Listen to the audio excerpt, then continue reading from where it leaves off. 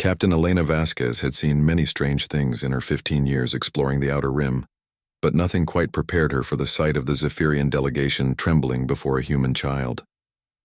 The peace talks had been proceeding smoothly until 7-year-old Marcus Chen wandered into the diplomatic chamber, clutching something small and furry against his chest.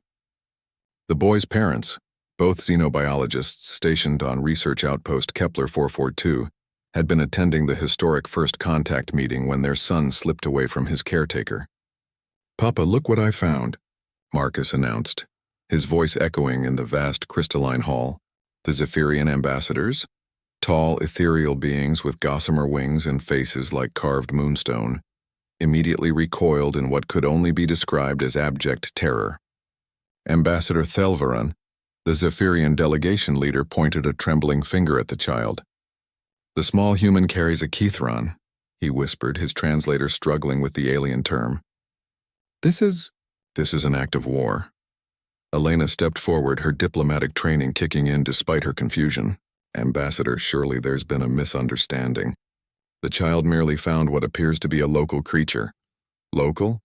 Thelvaran's eyes widened, their luminescent quality intensifying. "You speak of the sacred cub as if it were common fauna?" His voice rose to a pitch that made the crystal walls resonate. "Your species has committed the ultimate blasphemy." Dr. Sarah Chen, Marcus's mother, quickly moved to her son's side. The small creature in his arms was indeed adorable. Roughly cat-sized with silver fur, large violet eyes, and tiny paws that seemed to glow with bioluminescence. It purred contentedly against the boy's chest, apparently as comfortable with humans as Marcus was with it. "It was hurt, Mama," Marcus explained, gently stroking the creature's head. "Its wing was stuck under a rock. I helped it, and now we're friends." The Zephyrian delegation erupted in a cacophony of harmonic shrieks that their translators couldn't process. Several ambassadors collapsed to their knees, their wings folding in apparent grief or rage. "You don't understand," Thelvaran managed between labored breaths. "The Kithron are the children of our gods. They choose their guardians through sacred ritual spanning centuries. No being has ever been chosen by a cub without undergoing the 7 trials of worthiness. It is impossible. It is—" He paused, staring at Marcus and the purring creature. "It is apparently what humans do on accident." Elena felt the diplomatic situation spiraling beyond her control. "Ambassador, surely we can discuss this rationally?"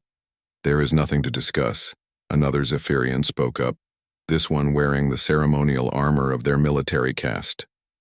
"The sacred cub has bonded with the small human.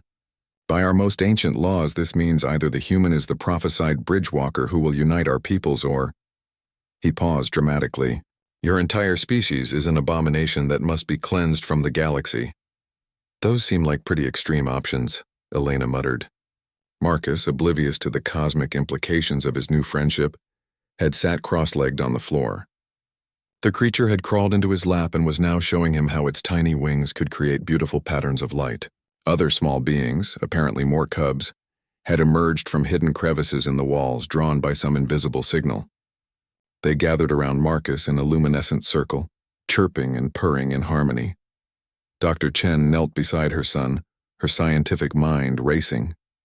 "Marcus, sweetheart, can you tell me exactly what happened when you found your new friend?"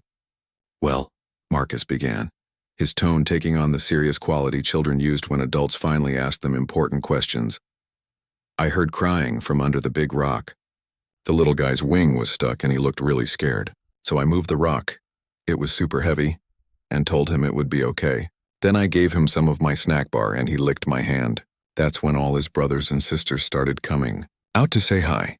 The Zephyrian military commander's armor began to glow with what Elena's cultural briefings had indicated was either extreme anger or religious fervor. "The child speaks of moving the barrier stone, the same stone that our strongest warriors cannot budge. He speaks of feeding a sacred cub mortal food, which should have poisoned the blessed creature. He speaks of—" The commander's voice dropped to a whisper. "The great gathering, when all cubs in a region acknowledge a new guardian." Thelvaran slowly approached Marcus, his movements careful and reverent. "Child of humanity," he said, "do you know what you have done?" Marcus looked up, the creature still purring in his arms while its siblings created a light show around them. "I made a friend. You have done something that our greatest priests spend lifetimes attempting, Thelvaron explained. You have been chosen by the Kithran not through trial or worthiness, but through simple kindness. You moved an immovable stone not through strength, but through determination to help something smaller than yourself. You shared your food not knowing whether it was appropriate, but because a hungry creature asked for help. The ambassador turned to Elena and the other human delegates. We came here expecting to find another conquest-minded species, another civilization that takes what it wants through force. Instead, we find people whose children perform miracles through compassion. Elena began to sense the tide turning. So, no war? No war, Thelvaron confirmed, but also no simple peace. Your species has inadvertently fulfilled our oldest prophecy. The Bridgewalker has come, in the form of a small human who sees suffering and acts to end it without thought of reward or recognition. Marcus looked around at all the serious adult faces. Does this mean I can keep him? Mom said we might not be able to have pets on the research station. The question hung in the air for a moment before Thelvaron began to laugh, a sound like wind chimes in a gentle breeze. Soon the entire Zephyrian delegation was laughing. Their earlier terror transformed into something approaching joy. Young Bridgewalker, Thelvaron said, you don't keep a Kithran. They keep you, and through this bond our peoples shall learn to keep each other. Elena smiled as she watched First Contact transform from potential war to prophetic alliance, all because a 7-year-old boy couldn't walk past a trapped animal without helping.